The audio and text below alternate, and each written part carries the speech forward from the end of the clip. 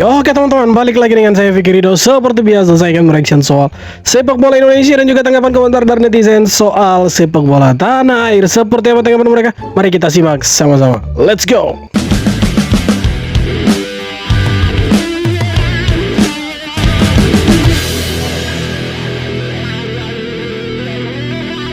Resmi latih Timnas Indonesia, John Hartman terima gaji sekitar 40.000 US dollar per bulan atau sekitar 670 juta rupiah. Hal tersebut Sedikit berdasarkan informasi dari jurnalis Ben Steiner asal Amerika. Meski banyak yang memikatnya, Bang John akhirnya condong memilih Timnas Indonesia. PSSI menang bersaing karena proposal yang dinilai lebih menarik dari sisi komitmen jangka panjang. Nantinya tidak hanya tim senior, Hartman juga akan tangani Timnas U23. Namun gaji tersebut rupanya menjadi sorotan di kalangan netizen. Untuk pekerjaan paling berbahaya kayaknya termasuk murah untuk ukuran pelatih yang CV-nya bagus dibanding pelatih lumba-lumba sebelumnya. Murah meriah untuk pekerjaan paling ekstrim di dunia. Murah. Semoga prestasinya mewah. Gimana menurut kalian? Ya murah sih, ya 670-an juta untuk ukuran prestasi John Hartman. Ya sebenarnya murah daripada si Patrick Kluivert yang CV-nya entah berentah dipertanyakan sama netizen Indonesia tapi gajinya fantastis itu. Ya kan lebih mending si John Hartman dikasih gaji besar tapi CV-nya mentereng gitu kan. CV-nya ya bisa dipertanggungjawabkan. Nah ini ya entahlah ya, semoga ada kenaikan gaji nantilah. Karena ini pekerjaan menjadi pelatih Timnas Indonesia itu salah satu pekerjaan paling susah, paling berbahaya di dunia lah. Salah sedikit selesai kau. Tapi ya semoga di John Hartman tidak adalah yang seperti itu ya kan. Tenang, ini John Hartman bos, bukan PK nih. PK Patrick Kluivert. Waduh gila, Emil Odero akan pindah ke Juventus. Yaps, baru-baru ini dilansir dari salah satu media Italia mengatakan bahwasanya Juventus tertarik mendatangkan Emil Odero. Dan ini bukan tanpa sebab guys, karena seperti yang kita tahu, performa dari Emil Odero saat ini itu benar-benar luar biasa. Apalagi bisa dibilang Emil menjadi salah satu kiper terbaik di Serie A saat ini. Yes, dan yang pasti jika Emil memang pindah ke Juve, maka posisi Mattia Perin akan digantikan oleh Emil Odero. Wih, kalau memang terjadi ini bagus sih. So kalau menurut kalian gimana? Kalau dia pindah Juventus keren. Artinya kita punya pemain-pemain diaspora yang bermain di luar itu semua bermain di klub-klub yang boleh dikatakan klub besar lah, klub legend lah. Daripada yang di sana jersinya kuning ya dibanet sama klubnya, diberhentikan itu.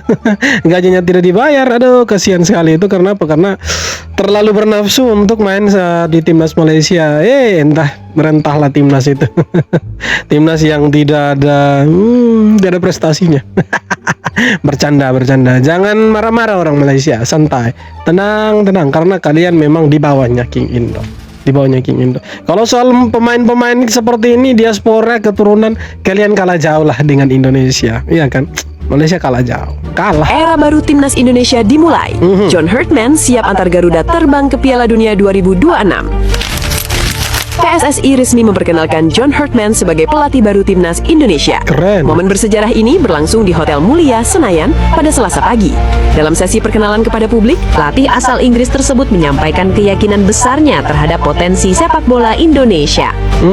Karir saya sejauh ini adalah tentang membangun, bekerja sama dengan federasi yang memiliki semangat dan visi untuk membawa negara ini ke tempat yang belum pernah dicapai sebelumnya. Saya sangat yakin, dari lubuk hati saya, ada peluang besar di Indonesia untuk mencapai sesuatu. Mendengar dari orang-orang di sini, negara ini sudah siap. Tidak ada lagi alasan. Kita punya tempat, kita punya kemampuan, kita punya liga profesional. Ini bukan tentang peringkat, ini tentang tim yang harus memiliki tempat yang lebih baik sehingga bisa lolos ke Piala Dunia. Keren sih statement awalnya dia. Setelah diperkenalkan sama PSSI, itu dia punya optimisme yang luar biasa. Dia yakin Indonesia bisa berada di level yang berbeda, dan dia yakin Indonesia, ya dia bisa bawa Indonesia ke Piala Dunia lah. Itu yang kita harapkan. Tetapi perjalanannya nanti seperti apa, ya itu masih dalam misteri. Ya itu tidak bisa ganggu gugat, tidak bisa kita terka-menerka, tidak bisa kita main tebak-tebakan. Ya semua harus pakai strategi. Ya semoga lah apa yang menjadi statementnya dia itu bisa jadi kenyataan. Kalau Kanada dia bisa bawa lolos ke Piala Dunia setelah penantian panjang 32 tahun, maka timnas Indonesia juga pasti bisa lah. Toh kita punya potensi, pemain-pemain kita banyak yang bermain di Eropa. Jadi ya seharusnya bisa. Cuma ya beberapa waktu yang lalu kita ya salah saja sebenarnya. Bukan salahnya pemain, pelatih sebenarnya, salahnya federasi. Siapa suruh mau ganti pelatih? Waduh, kok bisa nomor corner jauh dari garis? Oh Corner iya, licik, soalnya apa yang punya ini? klubnya kan ya TTA. Momen gol di Liga 2 Garuda Yaksa FC versus FC Bekasi City ini konyol banget. Bisa tap link di bio buat nonton pertandingannya. Keren loh tendangan sudutnya bisa gini. No foul, no VAR, no fair play. Itu jaraknya bukan jauh lagi, tapi jauh banget. Wasitnya Jelas. pura-pura gak lihat. Apa karena takut sama yang punya klub? Tapi pemainnya tetap salah. Udah tahu nyalain aturan tapi tetap dilakuin. Tahu siapa orangnya? Mantan pemain timnas, Feby Eka. Apa dia pede backingannya gede? Semoga kenyang ya sama gol yang harusnya nggak sah. Langsung aja promosi udah. Ngapain capek-capek ikut liga? Udah diatur kan? Waduh. Ya itulah jeleknya liga di Indonesia begitu kan. Jelas-jelas ini loh pelanggaran ini. Ini harusnya kalau dicek VAR golnya itu tidak sah. Atau diulang lagi lah sepakan pojoknya, corner kicknya ini tidak sama sekali, golnya dianggap sah, tidak ada cek VAR, wasitnya juga pura-pura tidak lihat. Ya, inilah hal-hal curang semacam ini yang mencoreng nama ya Liga Indonesia. Apalagi nih Liga 2, liga profesional loh. Ya kan ini bukan semi profesional lagi, bro. Ini liga profesional yang harusnya dijaga marwahnya. Ini kasta kedua dari liga teratasnya Indonesia. Jadi ya begitulah teman-teman, kita susah mau maju kalau ya mindsetnya itu seperti ini, mau menang dengan cara curang. Sayang sekali. Janji pertama John Hartman untuk sepak bola Indonesia, Apa bawa itu? skuad Garuda ke level tertinggi. Yes. Pelatih baru Timnas Indonesia, John Hartman berjanji akan memberikan segalanya untuk membantu Timnas Indonesia ke level tertinggi. Untuk para fans, ketika saya melihat kesempatan melatih Timnas Indonesia, saya merasa sangat jelas. Para fans pantas untuk berada di panggung tertinggi di sepak bola, tegas Hartman.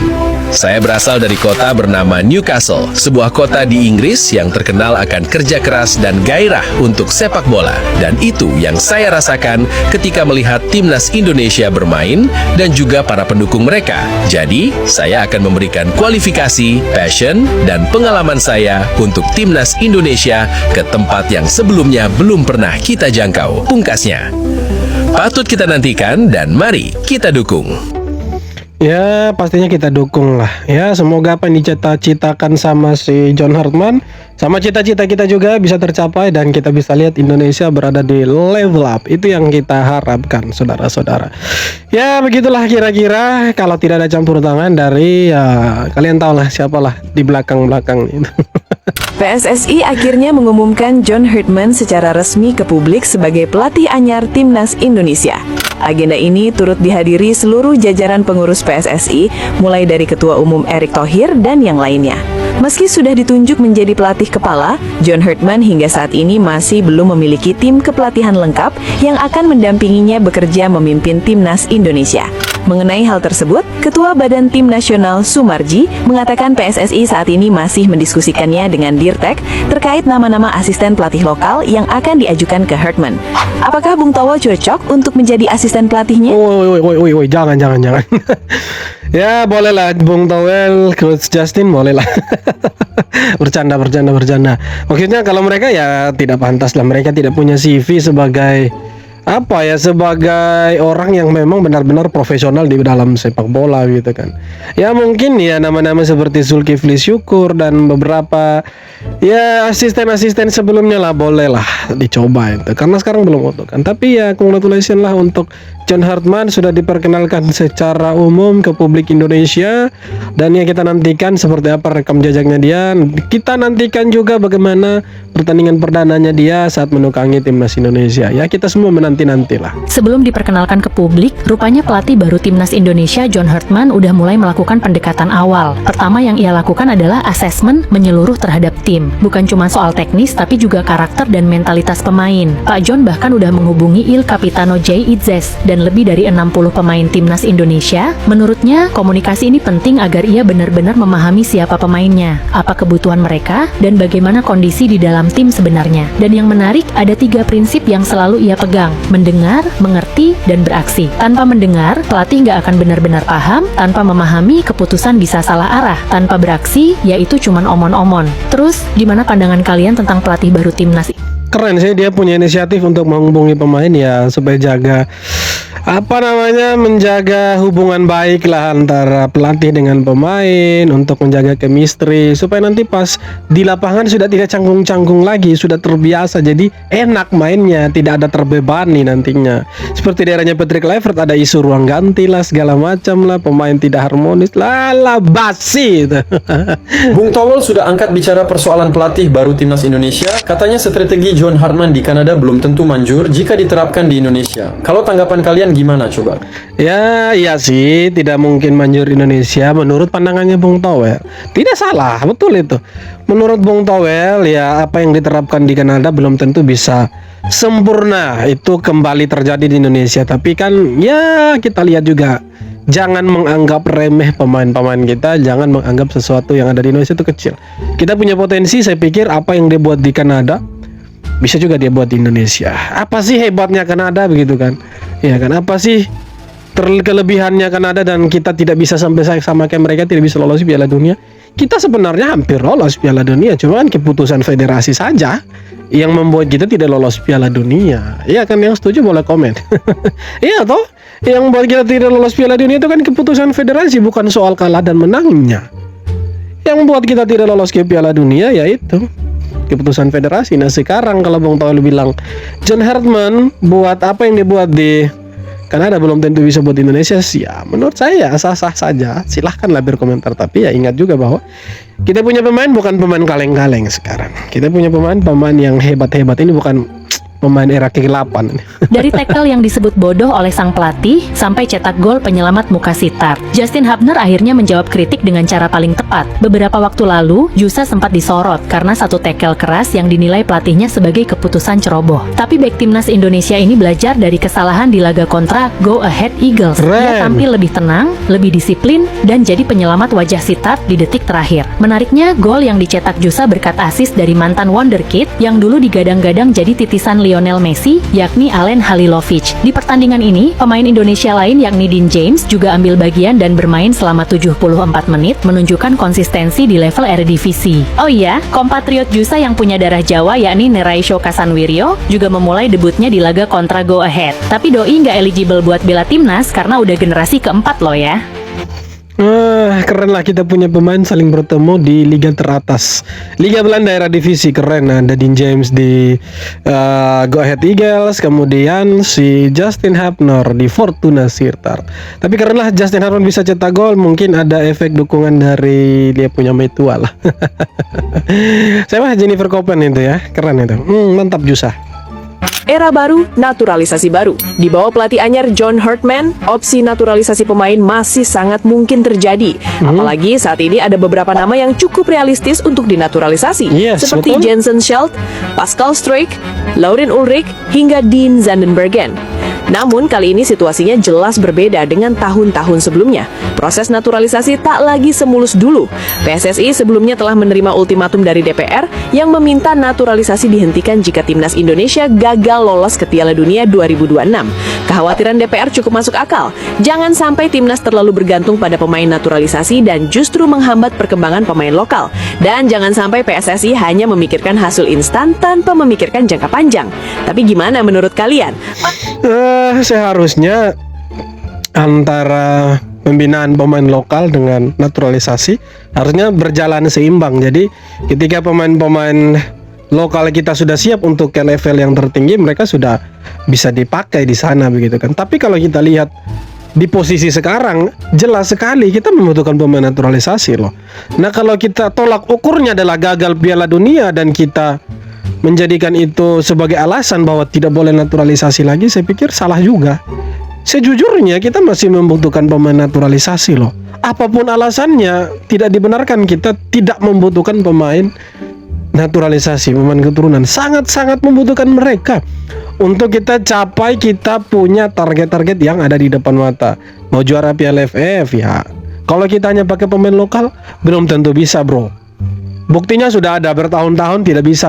Kita hanya finishnya di runner up selesai ya kan. Piala Asia, Piala Dunia, kita punya target yang tidak muluk-muluk di sana loh. Nah kalau kita mau ada di sana ya harusnya kita pakai pemain keturunan. Iya kan, jangan karena gagal Piala Dunia langsung stop karena percuma naturalisasi, toh gagal ke Piala Dunia. Lah bukan salah pemain ya kan, bukan salah kiper, bukan salah pelatih, bukan salah si JIC atau pemain-pemain naturalisasi itu, tidaklah. Ini kan salah federasi ya kan. Kenapa federasi menggantikan pelatih? Harusnya itu yang diangkat. Itu yang harus dibicarakan, itu lebih urgent sebenarnya daripada kita stop pemain naturalisasi. Harusnya kita bersyukur loh ada pemain-pemain keturunan kita yang eligible, yang memang punya darah Indonesia mau bermain untuk Indonesia. Harusnya kita bersyukur loh. Mereka memilih Indonesia di saat mereka punya karir yang bagus, bermain di Eropa, secara skill, teknik, individu lebih bagus dari pemain lokal kita. Kenapa kita tolak? Harusnya diterima dong, supaya dikolaborasikan dengan pemain-pemain lokal kita yang siap. Nah kalau kita mengharapkan pemain-pemain talenta-talenta yang ada, sebenarnya tidak salah juga, tetapi mau kapan? Toh sekarang saja Liga 2, kalian bayangkan kemarin corner kicknya itu di luar garis kotak, sudut, itu tetap jadi sah golnya. Belum lagi di Liga 4 itu kan, zona mana? Jawa Timur kah, Jawa Barat, Jawa Tengah, itu yang 2 kali loh ada insiden tendang dada. Mau sampai kapan ya kan? Kalau kita mengharapkan mereka oke di klub mungkin, tapi sampai ke level timnas belum tentu bagus.